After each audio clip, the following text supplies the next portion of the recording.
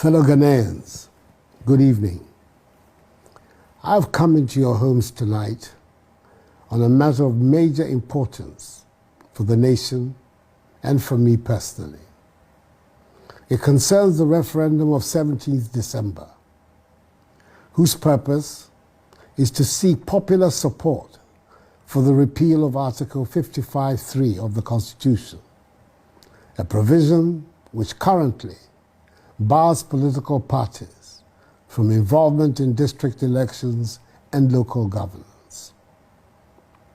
On my arrival here in Jubilee House on 9th January 2017, nearly 3 years ago, I came with the firm conviction, emanating from the campaign and national discussions, that there was a national consensus for two important amendments to our governance system, which would enhance its effectiveness and accountability. One related to the possible reorganization of our regional governance structure, and the other to the potential involvement of political parties in local governance. I thought, and still think, that such reforms should be based on a broad national consensus. It was in furtherance of this and other matters that on Tuesday, 18th April 2017, a little over 4 months into my mandate, I held a meeting with my three predecessors, the first, second, and fourth presidents of the Fourth Republic, Their Excellencies Jerry John Rawlings, John Akufo, and John Dramani Mahama, at Jubilee House, to seek their views and counsel on these issues. I came away from that meeting with the view that there was consensus amongst us that the time had come for political parties to participate openly in district assembly elections and local governance. Indeed, amongst the leadership of Parliament and amongst members of Parliament on both sides, and amongst virtually all stakeholders who had been consulted either by me or by the Minister for Local Government and Rural Development, the clear indications were that there was a broad national consensus for the repeal of Article 53. The attainment of a broad consensus, for me, on a matter as important as the amendment of an entrenched provision of the Constitution is critical. I do not believe that such an amendment should be driven as a party matter. There has to be a clear national consensus and agreement amongst the populace that a particular entrenched provision no longer serves the interests of the people and thus has to be removed. In this case, it had been long apparent that political parties were in fact actively involved in district assembly elections, despite their apparently non-partisan nature. The time had come to strip the process of its hypocrisy and accept and work with the reality of party involvement. Just as there was a national consensus on the demand for the reorganization of our regional structure, which enabled the creation of 6 new regions, despite the stiff constitutional requirements to proceed satisfactorily, there was every reason for me to believe that there was a consensus on this matter too. It is on this basis that I proceeded and subsequently instructed the Minister for Local Government and Rural Development to initiate the parliamentary process for the repeal of Article 55(3) of the Constitution. Fellow Ghanaians, it is the same electorate who vote to elect a president and members of parliament on a party political basis who are going to vote to elect their own MMDCEs on a party political basis.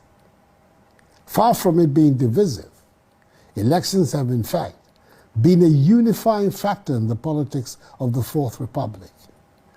That is the reason why for the last 26 years, under the Constitution of the Fourth Republic, we have experienced the longest uninterrupted period of stable constitutional governance in our history, banishing the specter of instability that disfigured the early years of our nation's existence, and the benefits are still showing.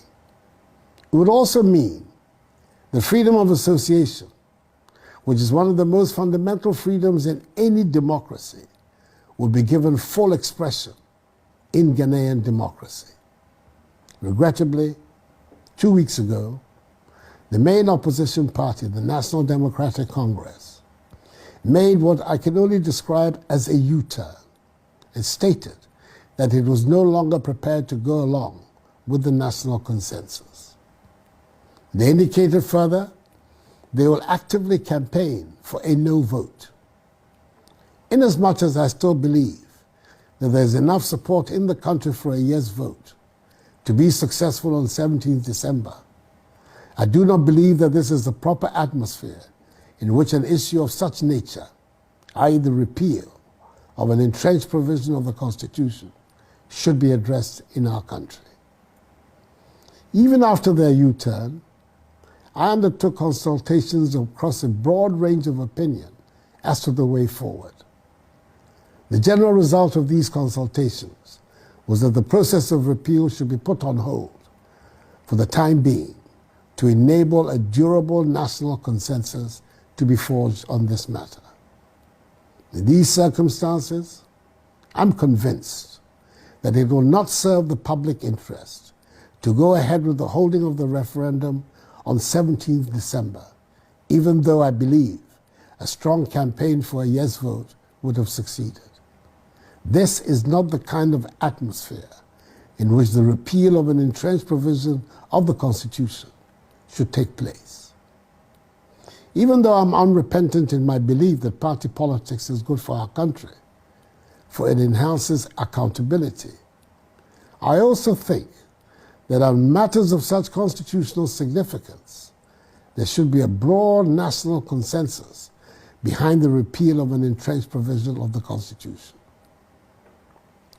So, fellow Ghanaians, it is with deep regret that I've given instructions to the Minister for Local Government and Rural Development, who was spearheaded this process on behalf of government with commendable vigor and dynamism, to abort the process and see to the withdrawal of the bills for the amendment of the Constitution, both in respect of Article 2431 and Article 55.3. Nonetheless, I assure you, the good people of Ghana, that my government and I will continue to work for a broad national consensus on this issue. And should such a consensus be attained for the repeal of Article 55.3 of the Constitution and an agreement reached for political parties to participate in and sponsor candidates for election to district assemblies at any point during my tenure of office as President of the Republic, the matter will be brought again back to the front burner of our public discourse for the necessary action. May God bless us all in our homeland Ghana and make her great and strong. I thank you for your attention and do have a good evening.